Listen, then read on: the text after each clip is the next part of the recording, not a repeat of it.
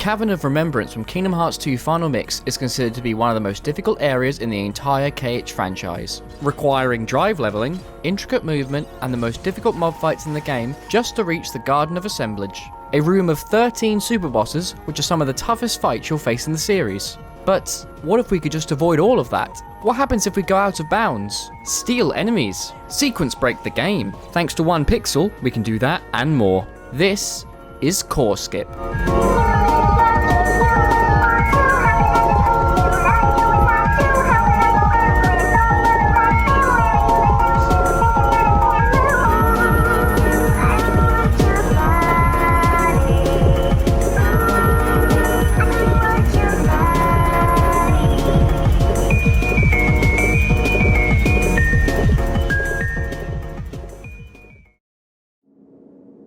We begin at this ordinary looking ledge in the mineshaft, which has one fatal flaw, a single piece of grabbable geometry just out of bounds. With correct positioning, we can grab the ledge through the wall and officially be out of bounds.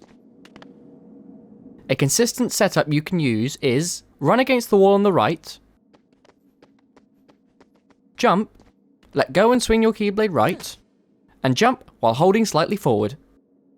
If we drop, we'll fall into the void and be falling forever, forcing us to restart our game. So if you want to navigate around, you'll need to use quick run, aerial dodge, master form, and grabbing the occasional out of bound ledge.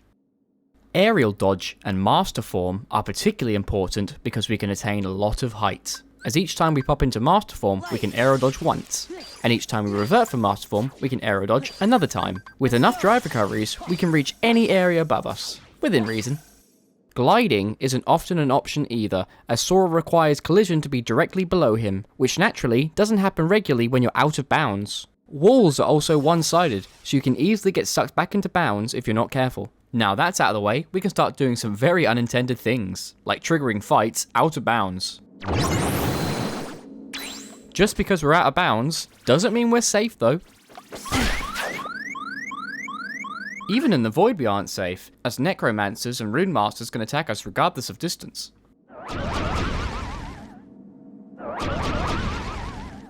The void also lets our keyblade icon on the map escape its bounds and go anywhere on and off the screen. Keyblade! Once you're done falling, use Trinity's break to return to the battlefield. Although, you may not always make it to your target. This is it! Let's go! Like this!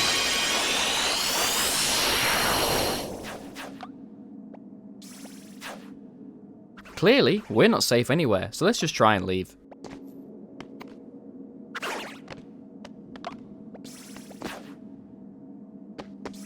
Yeah! Unfortunately, Square-Enix disabled all rune transitions during force fights. On the bright side, we can take our revenge on the Lance Warrior Heartless, as we are able to trigger their Lance Tug reaction command through walls. As a result, we can take them to areas they were never supposed to be,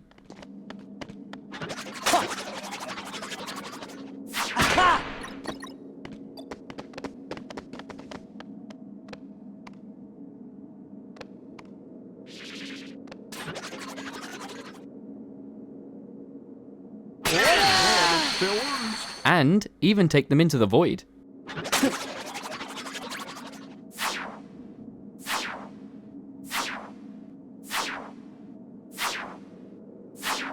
We can also bring Heartless to new areas by spawning a new wave, as some Heartless spawn on Sora rather than a fixed position. Back off! Gather!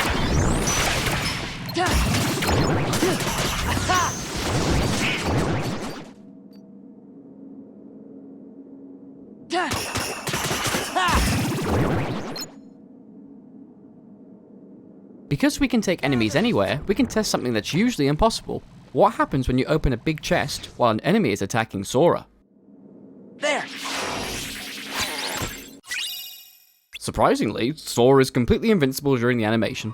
Although, a strange glitch does occur with the music if we open a big chest and pause during the opening animation. Okay.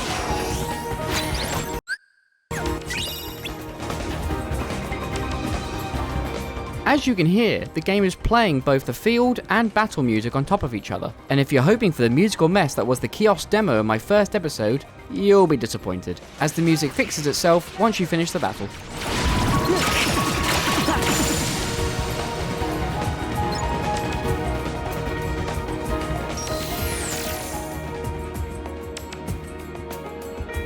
To wrap up the section of the video with random facts and glitches, if we finish a force fight out of bounds, we still get warped back to the original location.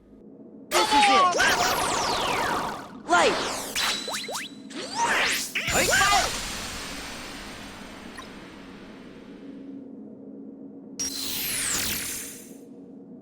Now for the most powerful thing you can do with this glitch, sequence breaking.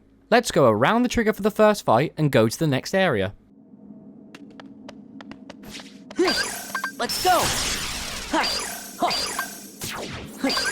Give me strength!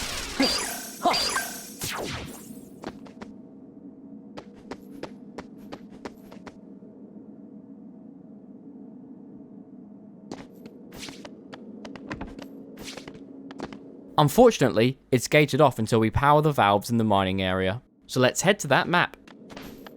Yeah! We could actually try and skip the valves, but there's an invisible wall blocking access to the upper area.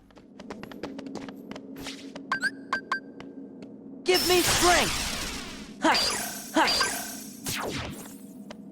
So, we're forced to turn them regardless. Yeah!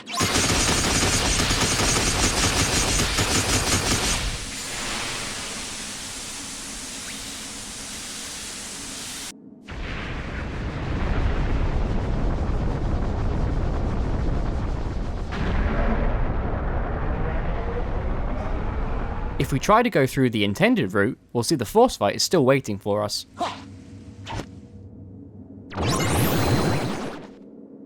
So, we'll have to avoid that area.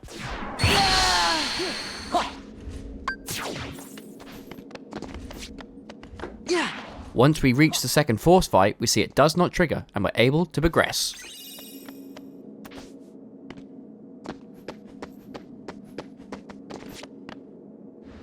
Curiously, no Heartless or annoying steam spawns in the engine chamber, so let's head to the Transport of Remembrance.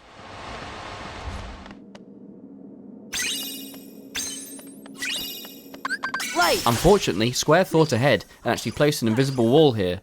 As a result, we cannot pass through this route. However, there's nothing stopping us from going around the invisible wall, so let's start over. We'll go out of bounds and climb from the bottom of the room all the way to the top, using aerial dodge, master form, and a whole lot of dry recoveries. Yeah! Light! Yeah! Let's go! Let's go! Yeah! Light!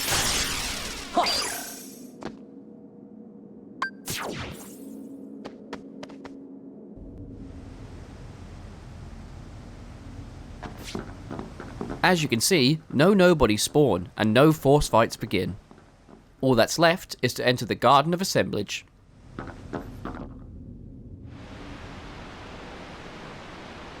We didn't start the initial cutscene, and the portals have already appeared? Let's see what happens if we try to fight a data.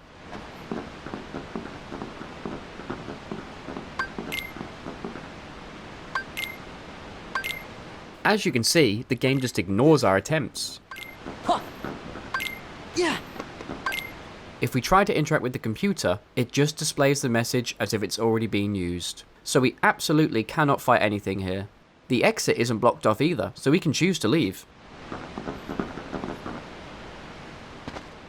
The game actually places us out of bounds because this is where the exit would be in the restoration site. You can also walk off the edge if you want to doom yourself.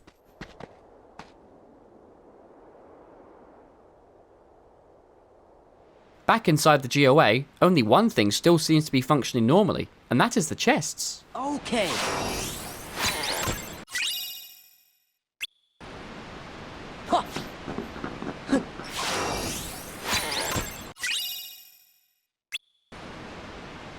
Strangely, this chest only appears once you've beaten all the datas. And it's already here. There. That's right, despite not fighting a single thing, the game has given us the proof of non-existence. In speedrunning, this is considered a holy grail. Not only do we get to avoid fighting the 5 absent silhouettes, the 5 force fights inside the Cavern of Remembrance, but also the 13 super bosses. In total, this skip saves around a whole hour in the Gold Crown category, and is the reason why I consider this glitch not only the greatest glitch in Kingdom Hearts 2, but perhaps the greatest glitch in the whole of the Kingdom Hearts series. But, since we're not speedrunning, we can investigate the sequence break further. So, what happens if we pick up the proof early, and then fully complete the Cavern of Remembrance as intended?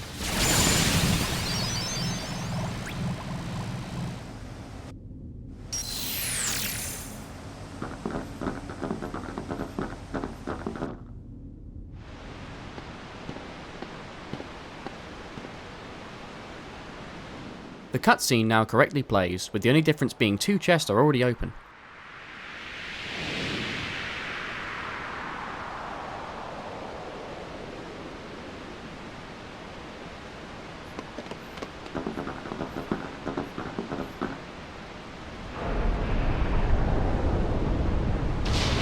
As you can see, everything's playing out practically as normal, including hiding the chest with the proof. So what happens if we defeat the Datas? Will a second chest spawn? Will it spawn an empty chest? Or will it spawn nothing at all? Let's defeat the super bosses and find out.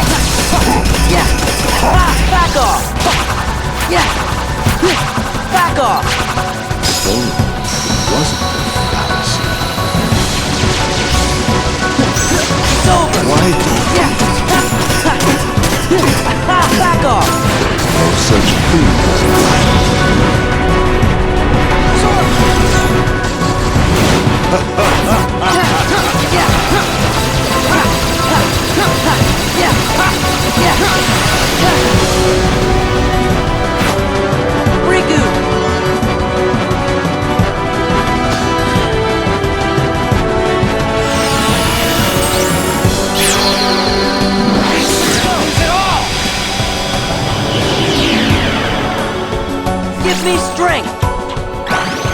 Take this! Keyblade.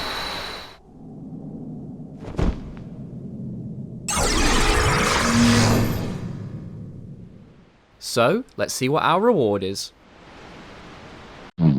Despite Goofy's excitement, the original chest just becomes visible again. There is no extra proof, no missing chest, just the same one we opened before. Regardless, I hope the small fight montage puts into perspective just how much content we're skipping and how much carnage we've caused, all thanks to one single pixel.